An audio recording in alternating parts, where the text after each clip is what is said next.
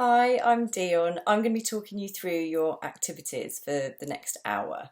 So you've already uploaded your object to our library of objects, which is brilliant. And then you've been assigned a partner. So you're going to be working in response to your partner's object. Now we wanted to do this so you could really kind of take away that element of control we sometimes have when we go to make and when we go to experience something. So you're going to be really spending time with your partner's object and really reflecting and thinking about how you're feeling about that object and what you feel you need to record and respond to. So tomorrow we're going to be looking at more of the kind of physical. So today we're thinking more about creating the kind of narrative for that physical imagery. So to start off with, you're going to need a timer next to you. I'm going to get you to spend some time with your object, and we're going to be spending 5 minutes to really think about that kind of initial reaction. So what do you feel that you need to do? What is that kind of gut instinct that you need to respond to and think about? So with a pen and paper or whatever feels kind of natural for this first activity, I'd like you to record those gut responses. So time yourself for 5 minutes. And then as I'm talking you through all of these activities, I'm going to get you to pause me when you go to do the activity so you then know to move on. So if you could pause me now and then time yourself for 5 minutes to record that gut reaction to your object.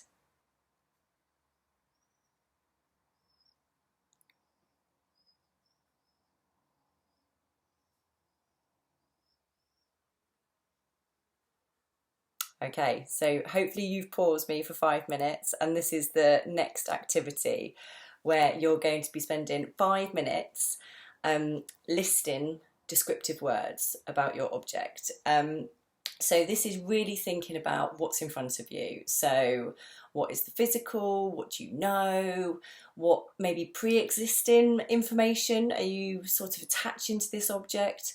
So spend 5 minutes from now listing all of those things to do with how you're feeling about what's in front of you. So it will be the descriptive, it will be that pre-existing knowledge, it will be those feelings. So how are you feeling about this object that you're looking at, this image that you're spending time with?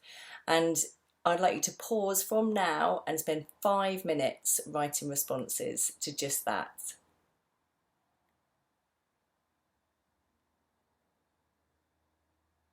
Okay, so hopefully you spent 5 minutes pausing this, and I'm going to get you to spend another 5 minutes delving a little bit deeper into your object and things that you've written down. So thinking about maybe now how old it is. So again, this is you creating this narrative. So this will be taking the information that you already know.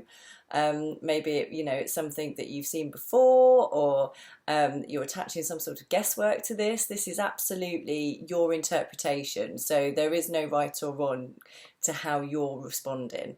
So I'm going to get you to list now for 5 minutes the information that you feel you can connect and attach to your object. So that will be how old it is, where is it from, maybe where it was made.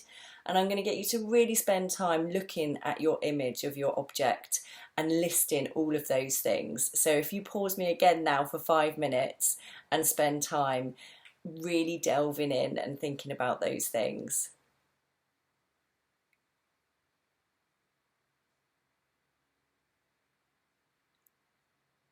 Okay, so hopefully that's done again for 5 minutes, and you've really let yourself kind of be immersed in this experience of looking at the imagery and reflecting on your own thoughts about what's in front of you. So I'm going to get you now to kind of put all of these ingredients together, so everything that we've been looking at so far, and start to put them together to create your own label for this object.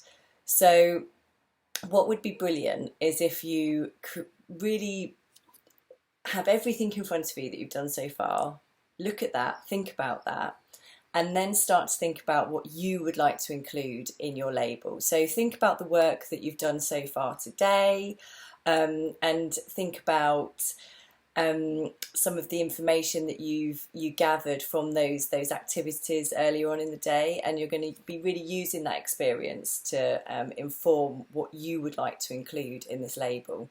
Now, once you've created your label, and think about all your other responses as well, what would be brilliant is if you could upload all of this to the folder that has your partner's name on it on our shared drive.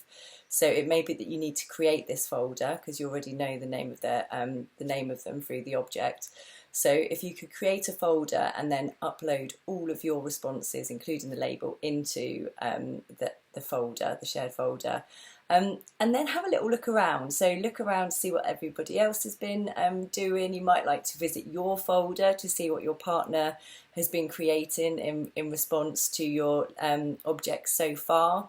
So spend some time thinking what it kind of feels like for another artist to be responding and interpreting your object. Look at their response and reflect on your kind of initial reactions to that, because it is something that's quite unusual. So spend some time with those feelings and what you've been experiencing through these activities. And also spend some time looking at the other objects that are in the library of objects, because it's a really nice opportunity to spend time with and explore other people's interpretations.